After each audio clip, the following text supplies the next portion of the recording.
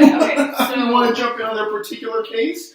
I mean, okay, it's I have gruesome. a question for you, and I guess I don't know if it's a philosophical question or not, but do you think that you need to be at a certain level of intelligence to be vegan? No.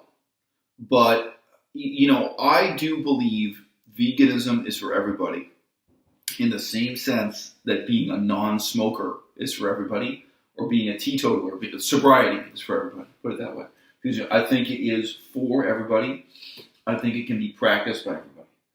But advocacy, promoting veganism, being a leader in the vegan movement, being a voice for veganism is not for everybody. We had a knock at the door, you can probably hear it there. Not everyone can go into a prison and talk to the prison inmates about sobriety and how to quit heroin and how to live your life without ever drinking alcohol and without smoking cigarettes or without using weed. That's advocacy, or that's activism, that's intervention. That a special type of person, with special characteristics, a special preparation to do that, as opposed to just being sober yourself. Gary Yourofsky gave lectures in high schools. Who could possibly be a worse representative of veganism to go into high schools and represent this movement and this diet and the ethics and the ecology than Gary Yourofsky? Moon and Rock. Moon and Rock are even worse. People like this on YouTube are even worse representatives. And I know it's a very different form of activism, a very different platform. Moon and Rock are not literally going to high schools. I think high school students are clicking on this and watching this on YouTube and so on. But this is my point. I don't want to talk about this in the abstract. Real world, who represents this movement? These people choose themselves. People like Freely, people like Gary Yourofsky, people like Moon and Rock, and they become leaders in a totally inverse meritocracy. What's the main characteristic that's rewarded in these people? Telling their audience something they already want to hear. And we all know the vegan message is not what people already want to hear.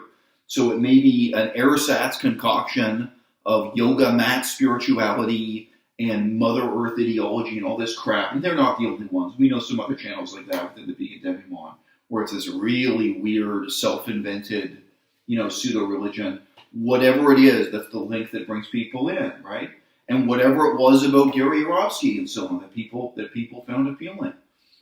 But it's the worst people. It is the worst who are representing veganism. And hey, you know what the good news is?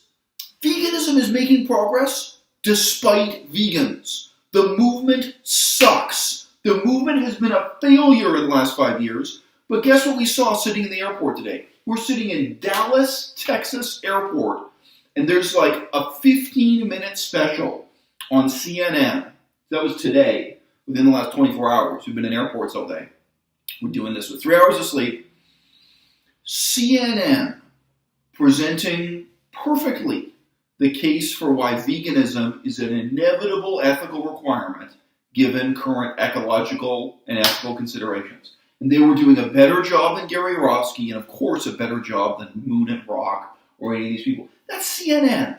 And I said to you at the time, I said, look, despite the fact that the movement has fallen apart, despite the fact that the movement is garbage, we're still winning. Like, the truth of this message is so important and so self-evident that CNN is picking up and running with it. Just a couple of days ago, maybe about a week ago, The Economist. So The Economist is a magazine, but they also now have a website and a YouTube channel. The Economist put up an argument for veganism. Maybe that was 2 weeks ago, sorry, but quite recently. And I don't know if you bothered to see that. It was boring for me because I already know all this stuff, but it was exactly the arguments about scaling up alternatives to meat, and as they increase in scale, environmental impacts, efficiency, water use, blah blah blah. But the conclusion was really clear again. Basically, what is your excuse for not being vegan? In the CNN piece, they asked one of the advocates. So I think he was a scientist working on lab-grown meat, so fake meat substitutes. They asked him, "Are you vegan?" And he admitted on camera, "No, I know I should be. Like, I know I ought to be, but I'm not." And the whole thing was framed in that way, where it's like given these.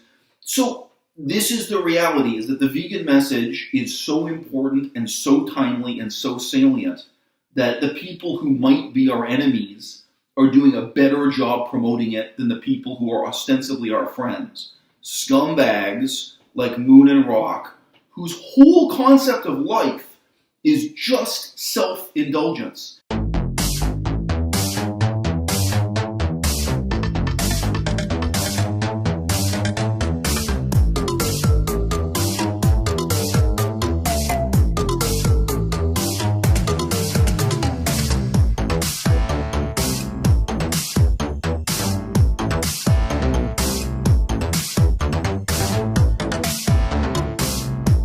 Look how much man looks great.